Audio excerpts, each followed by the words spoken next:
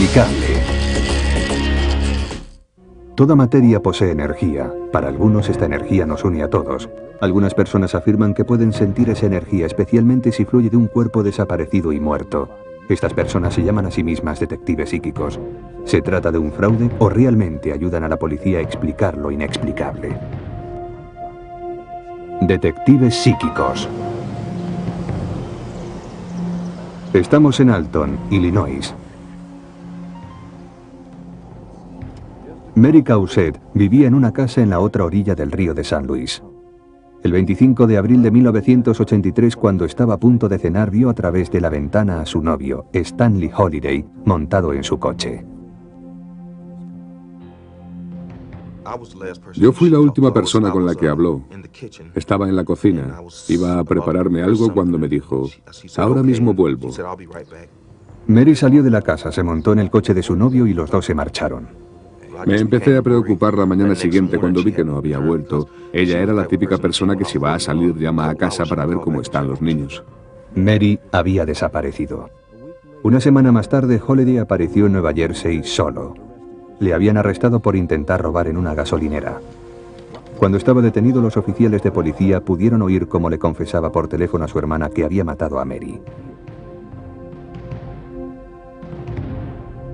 Holiday dijo que pensaba que ella le era infiel. Discutieron y la echó del coche cerca de Peoria. Después la persiguió y la apuñaló 10 veces con un destornillador y dejó el cuerpo entre los arbustos. Holiday se negó a colaborar para recuperar el cuerpo.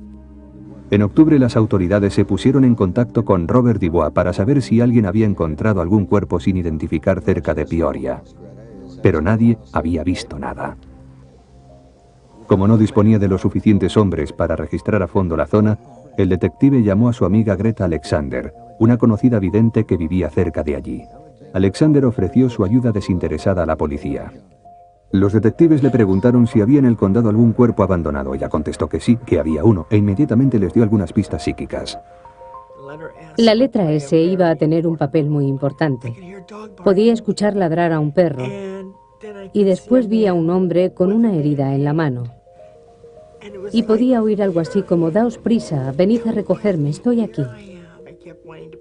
Intentaba ponerme la peluca de Mary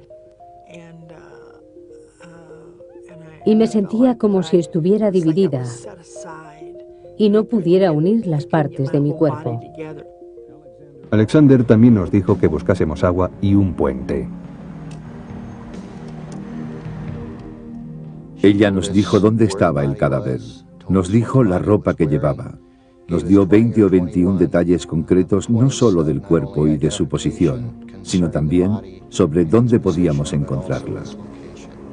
Dubois quiso seguir adelante y comprobar estas pistas.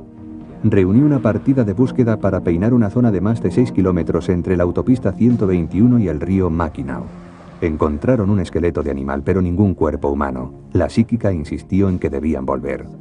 Alexander estaba tan alterada que se unió a los detectives en la siguiente partida, algo que no suele hacer. Pero tampoco esta vez encontraron a la víctima.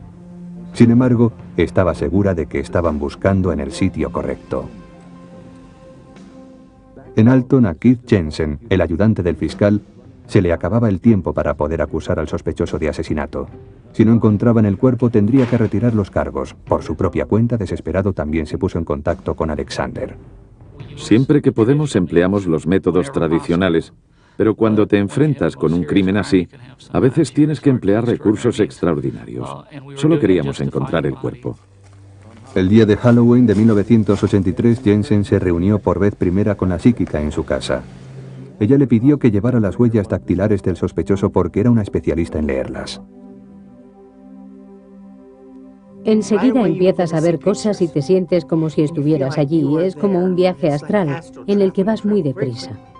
Pregunté si había alguna posibilidad de recuperar el cuerpo. Dijo que sí, pero también dijo que o lo encontrábamos ahora o no lo encontraríamos nunca.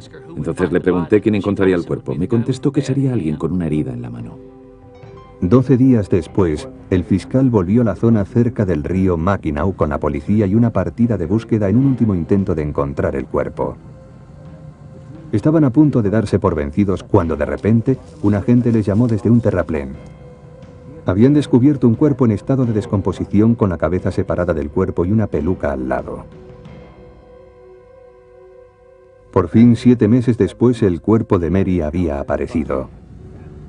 Jensen, recordando la predicción de la psíquica, llamó a la gente que había encontrado el cuerpo. Le dijo que le enseñase la mano.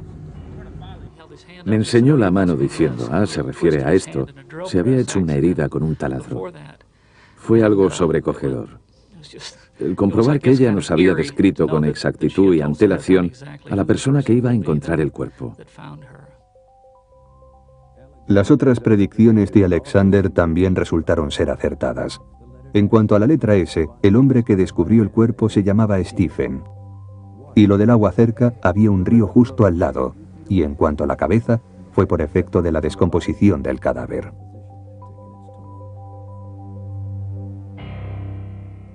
¿Le habló el espíritu de Mary Causet a Greta Alexander? ¿Sintió Alexander la energía del horrible asesinato de Mary? ¿Pueden los psíquicos entrar en el reino de lo inexplicable? Marcello Trucci, sociólogo y escritor, no tiene respuestas definitivas, pero está muy interesado en las predicciones de los psíquicos y en sus posibilidades. En las investigaciones de crímenes, lo más importante es ir a lo práctico. Esta fuente de información me ayuda a avanzar o a resolver el caso. Pues de la misma forma creo que es razonable pensar, no que Alexander tenga que ser una psíquica, sino que ha ocurrido algo especial y extraordinario.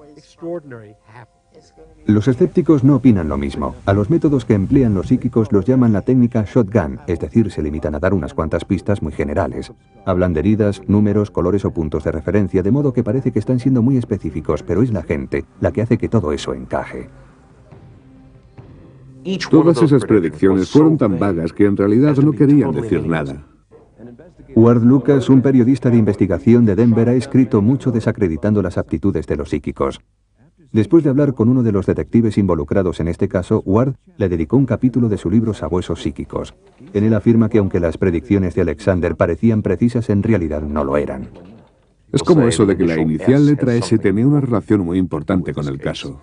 Lucas dice que esa S podría significar cualquier cosa. Sol, Sur, Stanley, el nombre del asesino. También llama la atención sobre el hecho de que el asesino le había dicho a la policía dónde había dejado el cuerpo, en una carretera junto a un río. Ella dijo, puedo ver un puente cerca, pero ella sabe perfectamente que es un río con muchos puentes. Sabe además que el cuerpo estaba junto al río porque el sospechoso se lo había dicho a la policía. Es evidente que tiene que haber un puente cerca. En cuanto a la cabeza separada del tronco, Lucas afirma que Alexander sabía que la víctima llevaba meses desaparecida. Su cuerpo estaba expuesto a la acción de los elementos y era normal que estuviera en estado de descomposición. La conclusión del periodista es que las predicciones de la psíquica no sirvieron para nada. ¿Ayudó a la policía a encontrar el cuerpo? No. Ella no influyó para que buscásemos en un lugar determinado. Buscaron en un sitio en el que iban a buscar de todas formas, así que fueron ellos los que más tarde completaron las predicciones para que todo encajase. Pero no fue Greta Alexander la que guió a la policía hasta aquel lugar. El hecho es que si no hubiese sido por sus predicciones, no hubieran vuelto. Las coincidencias son sorprendentes. Un buen psíquico sugiere varias cosas y si por casualidad alguna ayuda a avanzar en el caso, todo el mundo se va a quedar asombrado. En este caso, esa coincidencia puede ser la seguridad que tenía la vidente de que sería un hombre con una herida en la mano el que encontrase el cuerpo. Los escépticos lo llaman pura suerte. Los que creen lo consideran una prueba de que existe una clase misteriosa de conocimiento. La decisión depende de si cree usted o no en lo inexplicable. ¿Cómo consiguen los detectives psíquicos la información? Algunos dicen que existe una energía esencial e inexplicable que tenemos todos y que se transmite a través de los efectos personales. Los detectives psíquicos tocan los objetos que ha utilizado una persona desaparecida y afirman que pueden sentir su energía esencial. Esto puede ser lo que ocurrió en Williamston, Florida. En la mañana del 24 de marzo de 1994, Norman Lewis, de 76 años de edad, le dijo a su novia que iba a salir y que la vería más tarde. Lewis se marchó de su casa en Williamston, pero no volvió nunca. Se lo dejó todo. Su cartera, su DNI, las tarjetas, sus medicinas. Padecía glaucoma y se dejó su medicina para los ojos. Desapareció con su vehículo, una vieja furgoneta roja y blanca. A pesar de las investigaciones de la policía, pasaron 16 meses sin que consiguieran una sola pista. Era un caso muy difícil y estaban trabajando mucho en él. Quiero decir que no tengo palabras para agradecer su dedicación cuando había pasado tanto tiempo. El detective Brian Hewitt se sentía tan frustrado que decidió hacer algo que nunca antes había hecho. Llamó a Noreen Renier, una psíquica de Florida. En pocas palabras, nos encontrábamos en un callejón sin salida. Se nos habían acabado las pistas, así que llamé a Noreen. Tenía mucha fe en sus aptitudes. El caso es que durante un año y unos pocos meses lo habíamos intentado todo y no habíamos conseguido nada, absolutamente nada. Así que pensamos, bueno, intentemos esto. Pasó un mes hasta que Noreen pudo hacer un hueco en su agenda para recibir a Brian. Me pidió que llevase cualquier efecto personal que la persona hubiera llevado puesto o usado, un cepillo, unos zapatos, ese tipo de cosas. Yo disponía de un par de zapatos y de la cartera que se había dejado. Los psíquicos como Renier afirman que pueden sintonizar con alguien a través de las vibraciones que captan en sus efectos personales. Es una técnica llamada psicometría. El detective dice que aún no le había contado nada sobre la desaparición de Norman Lewis cuando la vidente entró en trance. Tengo la sensación de estar en el aire. Estoy en una vieja furgoneta. Caigo cuesta abajo. Renier dejó que el policía grabase las sesiones. El detective escuchaba estas cintas a menudo, buscando pistas.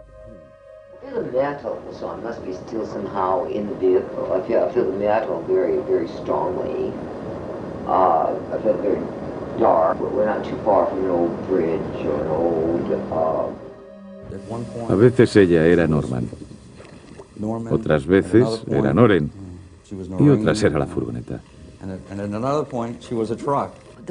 La parte que recuerdo con más claridad y que se me ha quedado grabada es que estoy en el aire, dentro de una furgoneta, y que estoy cayendo. Se veía a sí misma cayendo desde una especie de precipicio. Nos dijo que la persona que buscábamos todavía estaba dentro de la furgoneta. Se sentía encerrada o rodeada de metal. Y nos dijo que no podíamos ver la furgoneta debido a la vegetación. La policía pensó que la psíquica había dado con algo.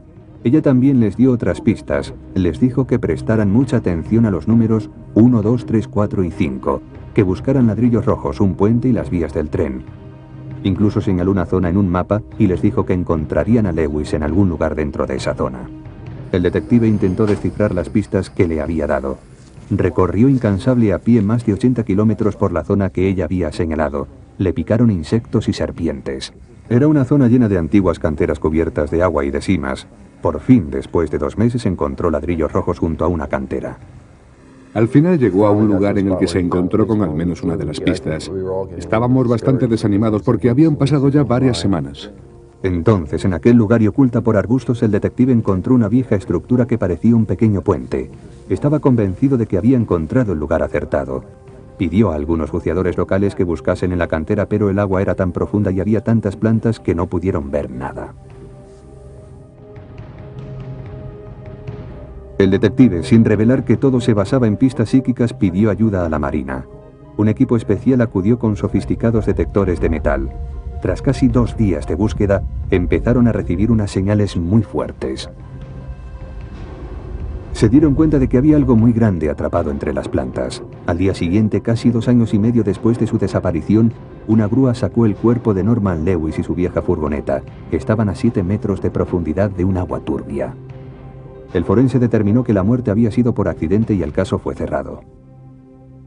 Todas las predicciones de Noreen habían sido correctas. Los ladrillos, el acantilado, el pequeño puente, el agua y un cuerpo encerrado entre el metal.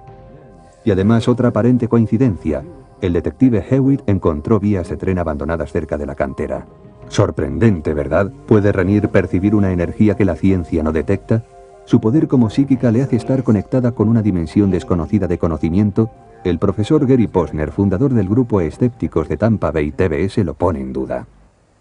Si la policía viniera a verme creyendo que soy un psíquico y yo quisiera engañarles haciéndoles creer que lo soy, y si dispusiera de un día, o como en este caso un mes, para prepararme, podría haber dado las mismas pistas que dio Noreen, porque cualquiera podía obtener la misma información.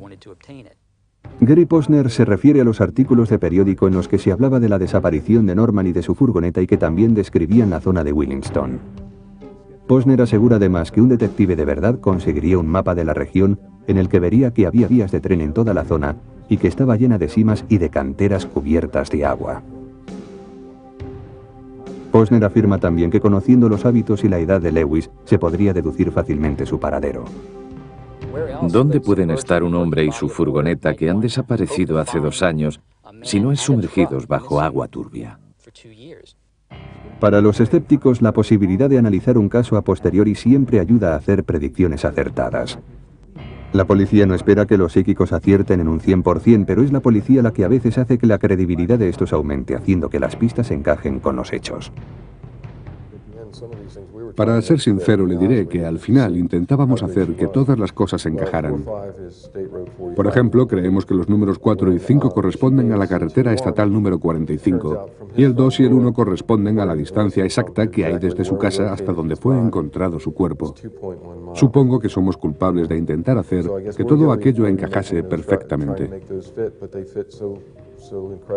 Estos supuestos aciertos de los psíquicos se basan solo en una gran capacidad deductiva y en la posibilidad de analizar los casos a posteriori, ¿o se trata de una habilidad especial que todos tenemos? Las madres lo tienen. Se llamaba intuición femenina, aunque ahora lo llaman simplemente intuición. Los policías también lo tienen y lo utilizan. Lo llaman presentimientos, corazonadas. En definitiva, a donde quiero llegar es que todos lo tenemos. Tan solo le damos diferentes nombres, eso es todo. Todavía no sé bien lo que pensar. Solo sé que en este caso en concreto funcionó, y no me avergüenza admitirlo. Lo único que puedo decir es que sin las pistas que nos dio la psíquica Norman, todavía estaría 7 metros bajo el agua. Puede ser muy divertido ir a ver a un psíquico o a un astrólogo, sobre todo si no es demasiado caro.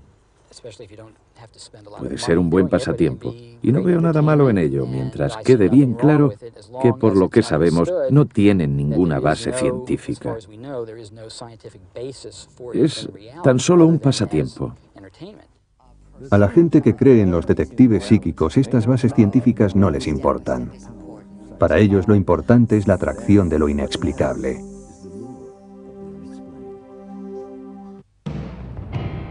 ¿Poseemos todos aptitudes psíquicas?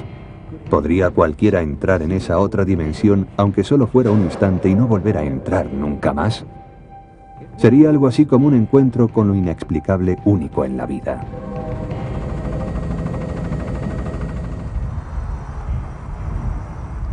En Los Ángeles, en 1980, la corporación Lockheed desarrolla en alto secreto un equipo aeronáutico para el ejército.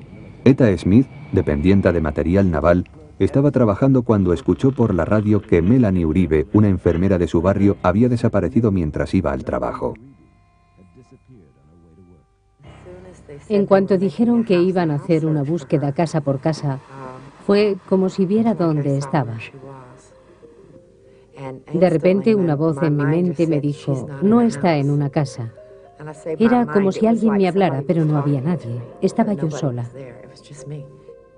La visión de Etta fue tan intensa que se asustó. Después del trabajo fue a la comisaría, aunque antes de decidirse a entrar dio unas cuantas vueltas. Estaba nerviosa y temía que no se la tomasen en serio. El detective Lee Ryan logró convencerla para que le contara su visión. Ella le contó que alguien había secuestrado a la enfermera y la había arrojado a un precipicio. Le hice caso porque sabía algo que no había aparecido ni en los periódicos ni en la radio. Tenía tanta información que éramos conscientes de que sabía algo muy importante para el caso, aunque no sabíamos exactamente el qué. La policía sospechaba que la desaparición de la enfermera se trataba de un crimen. Ya habían encontrado su furgoneta incendiada, pero aún no sabían dónde estaba ella. El detective llevó a Smith ante un mapa y le preguntó si podía señalar exactamente dónde buscar. Cuando mencioné López Canyon, algo se despertó en ella y señaló sobre el mapa. En ese momento le tomé una fotografía. Y yo le dije, ahí es, está allí. Hay una curva y un camino de tierra que lleva hasta ella. Y también hay una colina detrás. Y todo esto lo veía con mucha claridad. No veía el cuerpo, pero podía ver algo blanco entre los arbustos. Smith le dejó su número de teléfono al detective y él le prometió que comprobaría su historia. Le aconsejó que se fuese a casa, pero Smith seguía angustiada por la visión, así que recogió a sus hijos y se dirigió hacia López Canyon. Creo que me sentí obligada a ir por dos razones. La primera, porque deseaba desesperadamente estar equivocada. La segunda, porque no estaba segura de que fueran a ir a buscarla. Cuando llegamos y salimos del coche, empecé a sentir una sensación de urgencia. Estaba casi temblando. Era una sensación muy rara. Podía sentir algo malo. Y entonces dije, sé que está aquí. Puedo sentirlo. En medio del sobrecogedor silencio del cañón le dio un ataque de pánico. Tenía que salir de allí enseguida. Fue entonces cuando observó que en la cuneta había huellas de ruedas. Cuando me agaché y puse la mano sobre las huellas por donde habían pasado las ruedas, el nerviosismo y la impresión se multiplicaron. Era como un termómetro a punto de estallar. Sentí que ella había pasado por allí. Smith se montó en el coche y se alejó de allí a toda velocidad. Entonces, de repente, su hija gritó. Mamá, mamá, espera, para, me dijo. He visto algo ahí detrás. Cuando vi aquellos zuecos blancos me dije, Dios mío, es ella, es ella. Lo único que quería era salir corriendo. Smith vio a un policía que se dirigía hacia ella y le hizo una señal con la mano para que se parase.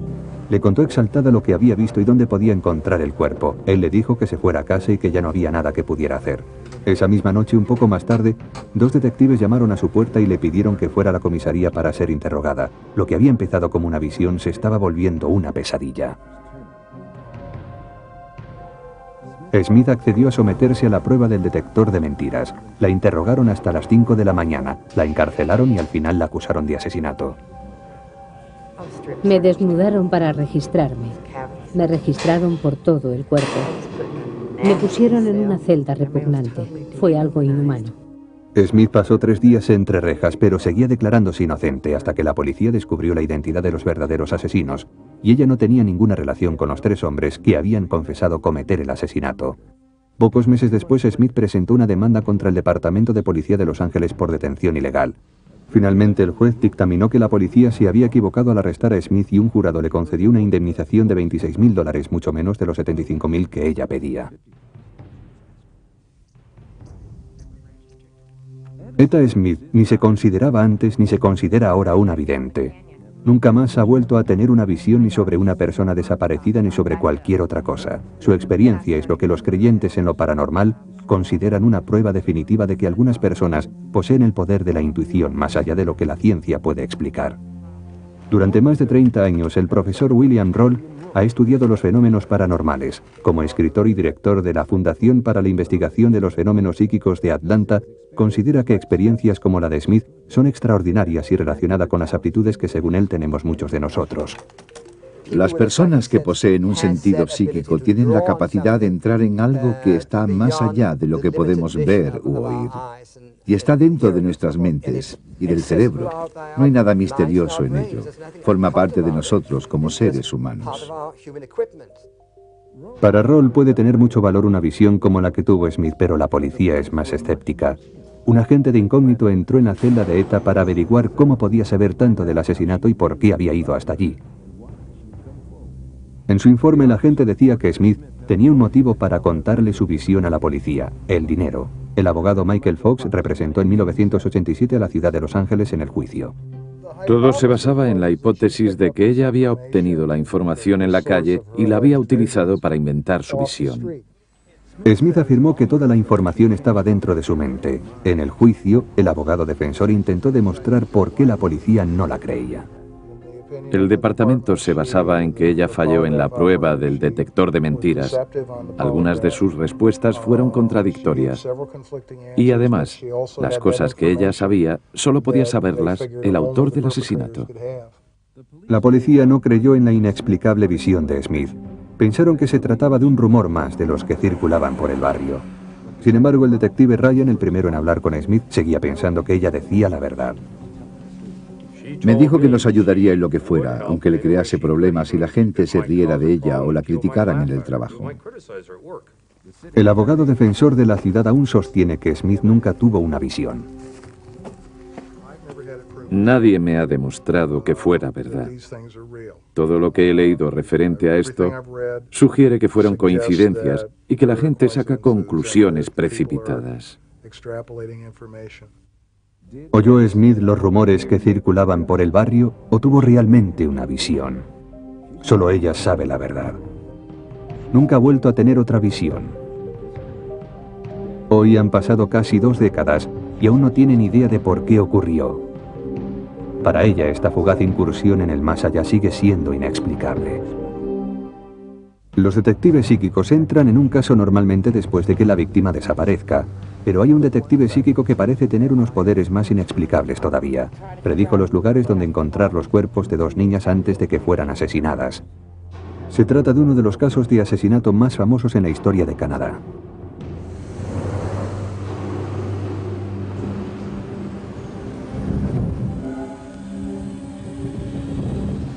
El sargento Larry Maracle de la policía de St. Catherine en Ontario se encontraba en un punto muerto. Durante 2 años sus compañeros y él habían intentado encontrar el cuerpo de una niña desaparecida. Melanie Warner desapareció en marzo de 1991 de su casa cerca de las cataratas del Niágara. Como no tenía nada que perder, la policía acabó acudiendo a un detective psíquico. Esta es Dorothy Allison, una de las psíquicas más famosas de América. Dorothy nos pidió una fotografía de la niña. También nos pidió algún objeto pequeño que le perteneciera. Nos preguntó la fecha y la hora de su nacimiento. Allison utilizó toda esta información para hacer una carta astral. Después llamó por teléfono y describió una escena horrible. Les dije que esta chica estaba enterrada en un bloque de cemento y que solo una pierna sobresalía. Sin embargo, durante la conversación les dije que lo único en lo que podía pensar era en encontrar a otra chica. El sargento Maracle no sabía qué hacer. La única chica que había desaparecido era Melanie Warner. Pasaron 3 meses sin que avanzase en el caso. Entonces Allison accedió a ir a Canadá para ayudarle. Una de las veces que estaban recorriendo en coche los alrededores de un lago cerca del pueblo de Melanie, Allison dijo que estaba experimentando interferencias psíquicas, igual que le había ocurrido durante la primera conversación telefónica. Insistió en que veía a otra chica y en que algo terrible le estaba pasando. Sabía que la habían arrojado al agua allí mismo y que lo primero que verían sería su pierna. Pero todo esto seguía sin tener sentido para el sargento Maracle porque estaba seguro de que nadie más había desaparecido. Fue entonces cuando se enteró de que en comisaría se acababa de recibir un informe sobre una niña de 14 años, Leslie Mahaffey. También había desaparecido. 2 semanas después, un pescador hizo un terrible descubrimiento en un lago cercano. Encontraron un bloque de cemento cerca de la orilla con lo que parecía una pierna saliendo de él, tal y como había dicho la psíquica. Al día siguiente, encontraron otro bloque con el torso. Al final, encontraron 8 bloques y en cada uno distintas partes del cuerpo. Avisaron al sargento Maracle para que fuera allí.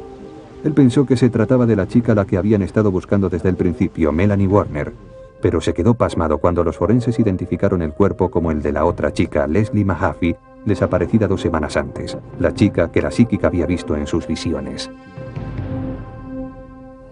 Las predicciones de Allison no ayudaron al sargento a encontrar a la chica que buscaba, pero el sargento cuenta que Melanie Warner tenía algunos parecidos con la chica que habían encontrado.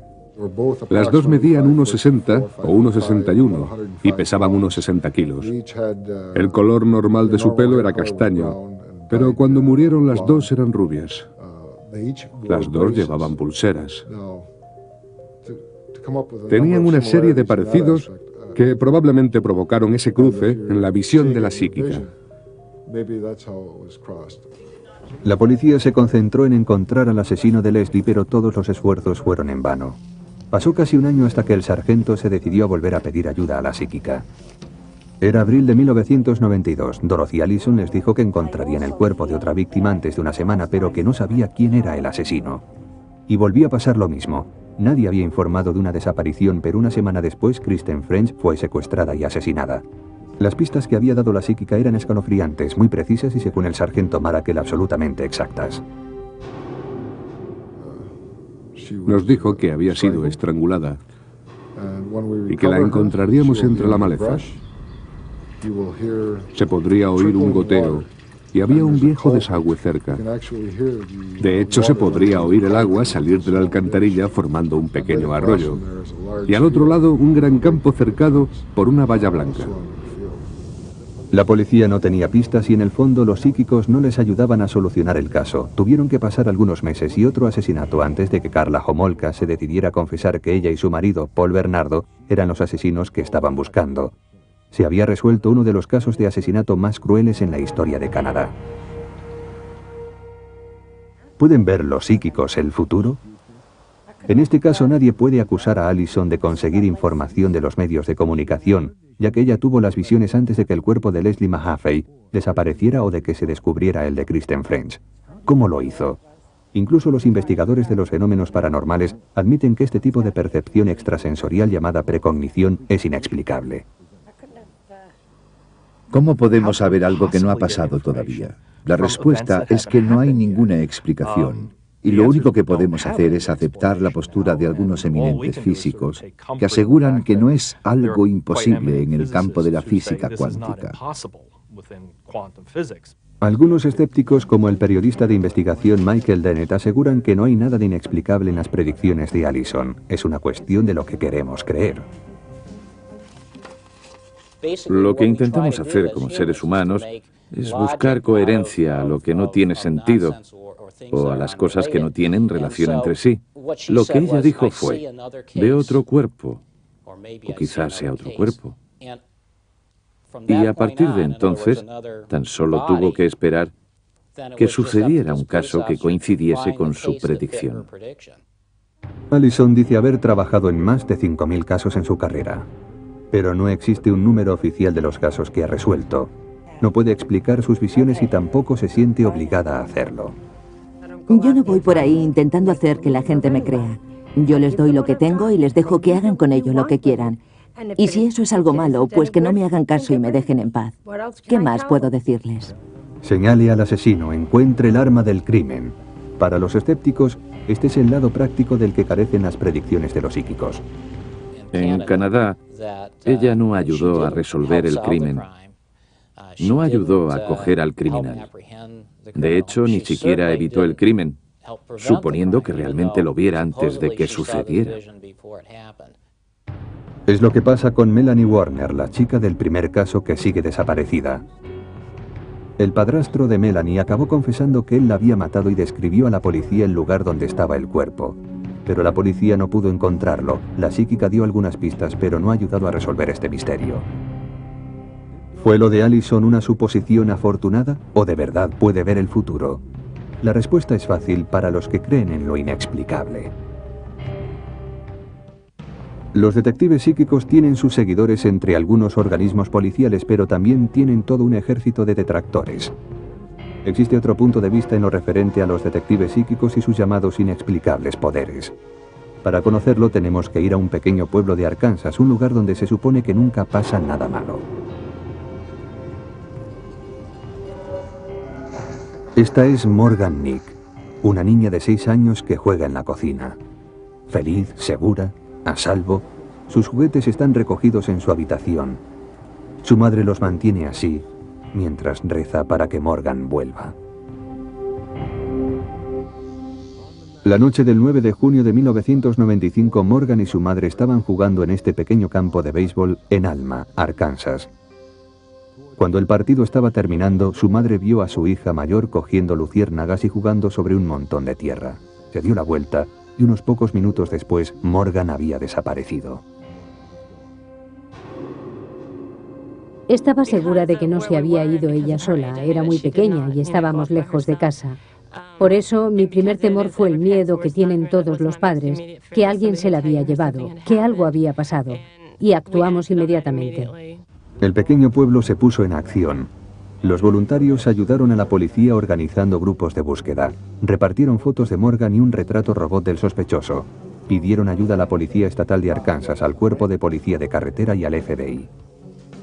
Entre junio y septiembre de 1995, 65 agentes se dedicaron exclusivamente al caso. Siguieron miles de pistas, recorrieron cientos de kilómetros buscándola, persiguieron a sospechosos por todo el país, pero no encontraron ni rastro de Morgan Nick. Las llamadas de los psíquicos describiendo sus visiones sobre la pequeña lo único que hacían era aumentar el dolor.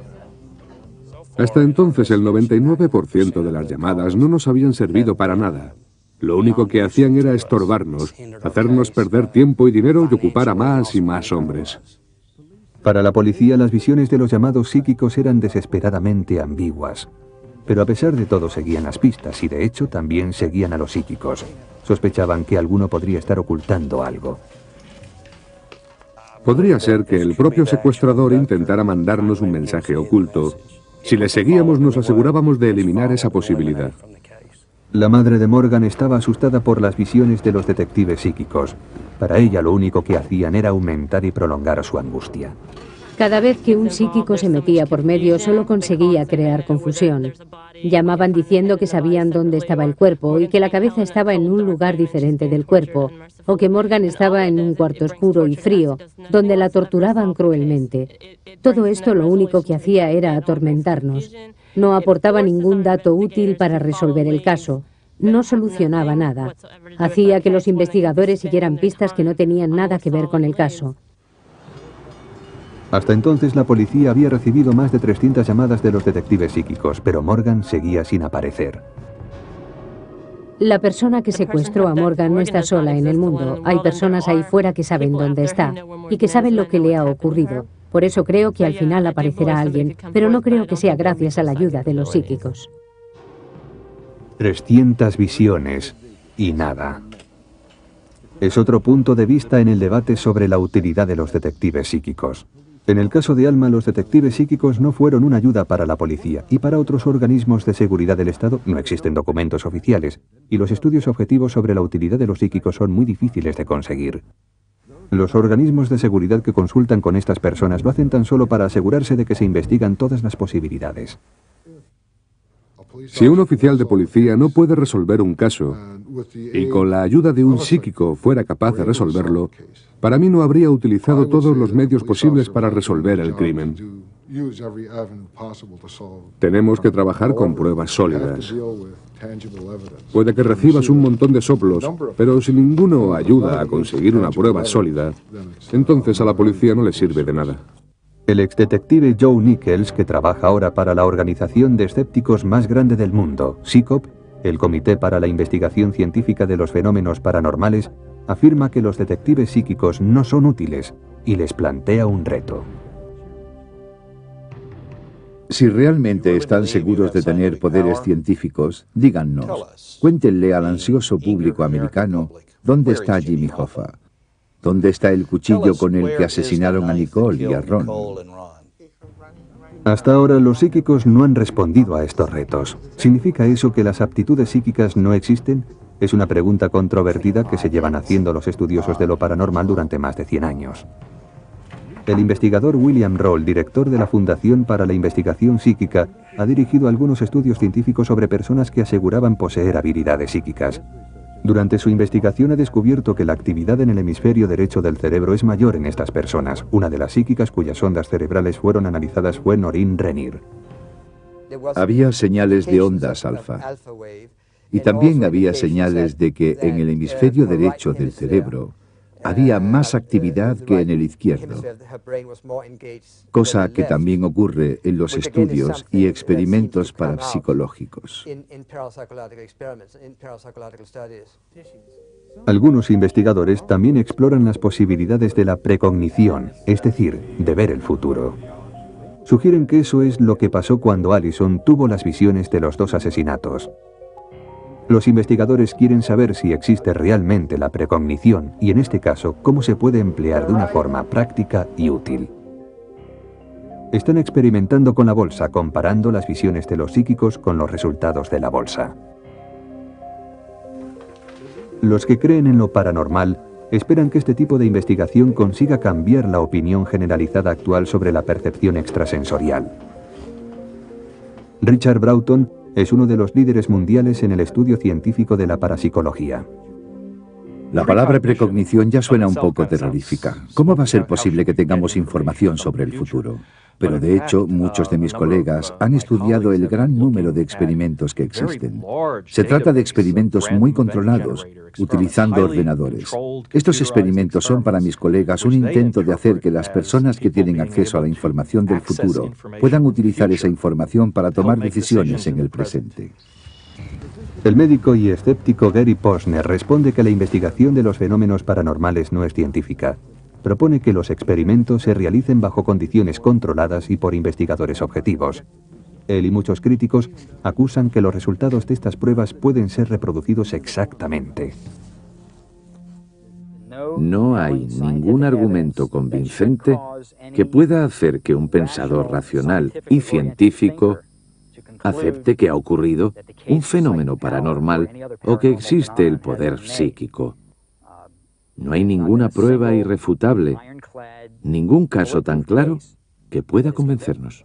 El sociólogo Marcello Trucci no está de acuerdo con la opinión de estos críticos extremistas. Creo que se equivocan. La verdad es que se hacen controles rigurosos. Los problemas de reproducir exactamente o de la viabilidad son temas muy complejos. Existen muchos aspectos de la mente humana que no alcanzamos a comprender o a apreciar. En mi opinión, hay demasiados escépticos que simplemente no se toman este tema en serio. Para Trucci es una postura demasiado fácil y cómoda el rechazar rotundamente la noción de fenómeno psíquico. Sea lo que está pasando es un enigma, y creo que en gran medida resulta imposible explicarlos como hechos normales. No es para tanto, responden los escépticos. De hecho, están tan seguros de sus ideas que las organizaciones de escépticos de todo el mundo ofrecen recompensas a cualquier psíquico que pueda demostrar sus aptitudes. Si quieren ganar dinero, y aparentemente a algunos de ellos les gusta el dinero, si quieren ganar $1 millón fácilmente, hay muchos grupos de escépticos que ofrecen esa cantidad a todo el que quiera someterse a las pruebas y demostrar que tienen poderes psíquicos. Pero le aseguro que ninguno va a aceptarlo, o que si lo hacen, fracasarán en las pruebas.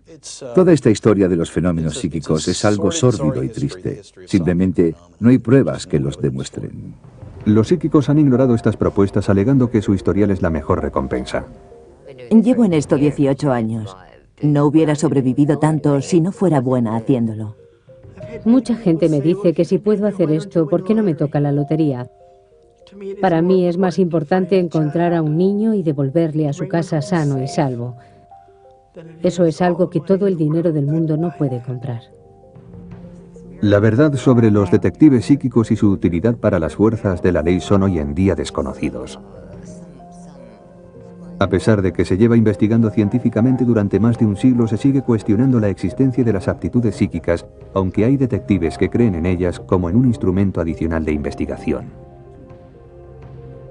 Sin embargo, en algún momento, de una forma espectacular, un psíquico hará una predicción tan precisa que cuando se cumpla, resultará imposible hablar de una coincidencia, asombrará a la opinión pública y nos dejará reflexionando en las posibilidades de lo inexplicable.